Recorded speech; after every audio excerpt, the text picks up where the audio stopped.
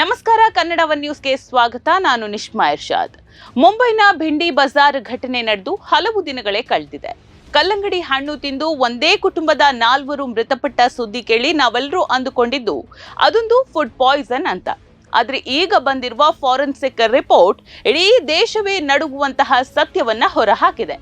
ಆ ಕುಟುಂಬ ತಿಂದದ್ದು ಕೇವಲ ಕಲ್ಲಂಗಡಿ ಹಣ್ಣನ್ನಲ್ಲ, ಅದರ ಜೊತೆ ಸಾವು ಕೂಡ ಅವರ ಹೊಟ್ಟೆ ಸೇರಿತು. ಏಪ್ರಿಲ್ 25ರ ರಾತ್ರಿ ಅಬ್ದುಲ್ಲಾ ದೊಕಾಡಿಯಾ ಕುಟುಂಬ ಸಂಬಂಧಿಕರ ಜೊತೆ ಊಟ ಮುಗಿಸಿ ರಾತ್ರಿ 1 ಗಂಟೆಗೆ ಕಲ್ಲಂಗಡಿ ಹಣ್ಣು ಸವಿದು ಮಲಗಿತ್ತು. ಆದ್ರೆ ಕೇವಲ 4 ಗಂಟೆಗಳಲ್ಲಿ ಸಾವು ಅಟ್ಟಹಾಸವನ್ನ ಮೆರೆಯಿತು. ತಂದೆ, ತಾಯಿ ಹಾಗೂ 2 ಹೆಣ್ಣು ಮಕ್ಕಳು ಸರಣಿಯಾಗಿ ಸಾವನ್ನಪ್ಪಿದ್ರು. ಅಂದು ಅಸ್ಪಷ್ಟವಾಗಿದ್ದ ಈ ನಿಗೂಢ ಸಾವಿನ ರಹಸ್ಯ ಈಗ ಕೇವಲ ಒಂದು ವರದಿಯಿಂದ ಬಯಲಾಗಿದೆ. 11 ದಿನಗಳ ನಂತರ ಬಂದ ವಿಧಿವಿಜ್ಞಾನ ಪರೀಕ್ಷೆಯ ವರದಿ ಈಗ ಹೊಸ ಬಾಂಬ್ ಸಿಡಿಸಿದೆ. ಮೃತದೇಹದ ಅಂಗಾಂಗಗಳಲ್ಲಿ ಸಾಧಾರಣ ಬ್ಯಾಕ್ಟೀರಿಯಾಗಳ ಬದಲು ಜಿಂಕ್ ಫಾಸ್ಫೈಟ್ ಎಂಬ ಅಪಾಯಕಾರಿ ಕೆಮಿಕಲ್ ಪತ್ತೆಯಾಗಿದೆ.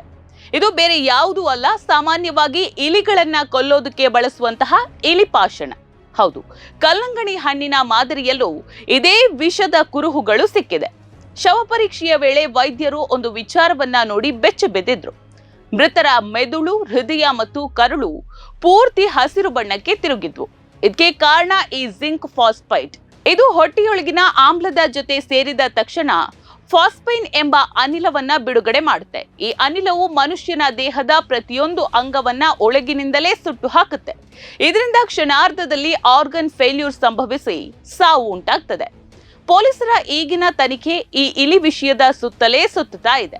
ಈ ವಿಷ ಹಣ್ಣಿನೊಳಗೆ ಹೇಗೆ ಬಂತು?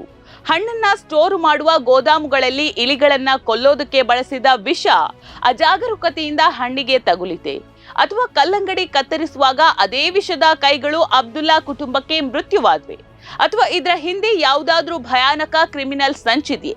ಪೊಲೀಸರು ಈಗ ಪ್ರತಿ ಕೊಂಡಿಯನ್ನ ಕೂಡ ತನಿಖೆ ಮಾಡ್ತಿದ್ದಾರೆ. ನಾವು ಮಾರುಕಟ್ಟೆಯಿಂದ ತರುವ ಹಣ್ಣುಗಳು ಫ್ರೆಶ್ ಆಗಿವೆ ಅಂತ ಅಂದ್ಕೊಳ್ತೀವಿ, ಆದ್ರೆ ಹಣ್ಣುಗಳನ್ನ ಇಲಿಗಳಿಂದ ಮತ್ತು ಕೀಟಗಳಿಂದ ರಕ್ಷಿಸೋದಕ್ಕೆ ವ್ಯಾಪಾರಿಗಳು ಯಾವ ಹಂತಕ್ಕೆ ಹೋಗ್ತಾರೆ ಅನ್ನೋದಕ್ಕೆ ಈ ಘಟನೆ ಒಂದು ಸಾಕ್ಷಿ ಅಂತಾನೆ ಹೇಳ್ಬೋದು. ಜಿಂಕ್ ಫಾಸ್ಫೈಟ್ ನಂತಹ ರಾಸಾಯನಿಕಗಳು ಎಷ್ಟು ಸುಲಭವಾಗಿ ನಮ್ಮ ಮನೆಗೆ ಬರುತ್ತೆ ಅನ್ನೋದಕ್ಕೆ ಈ ಘಟನೆಯೇ ನಿಜಕ್ಕೂ ಸಾಕ್ಷಿ ಅಂತಾನೆ ಹೇಳ್ಬೋದು. ಘಟನೆ ಹಳೆಯದಾದ್ರೂ ಇದರಿಂದ ನಾವು ಕಲಿಯಬೇಕಾದ ಪಾಠ ಎಂದಿಗೂ ಹೊಸತೆ. ಹಣ್ಣುಗಳನ್ನ ಕತ್ತರಿಸುವ ಮುನ್ನ ಬಿಸಿ ನೀರಿನಲ್ಲಿ ಚೆನ್ನಾಗಿ ತೊಳೆಯಿರಿ. ಹಣ್ಣಿನ ಮೇಲೆ ಪುಡಿಯಂತಹ ಅಂಶ ಅಥವಾ ಮಿಶ್ರಣ ಏನಾದ್ರೂ ವಾಸನೆ ಇದ್ರೆ ಅದನ್ನ ಬಳಸಬೇಡಿ. ನಿಮ್ಮ ಒಂದು ಸಣ್ಣ ಎಚ್ಚರಿಕೆ ಇಡೀ ಕುಟುಂಬವನ್ನ ಉಳಿಸಬಹುದು.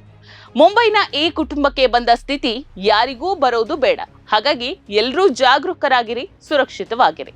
ನೋಡ್ತಾ ಇರಿ ಸಮಾಜಕ್ಕಾಗಿ ಕನ್ನಡ ಒನ್ ನ್ಯೂಸ್. ನಮಸ್ಕಾರ.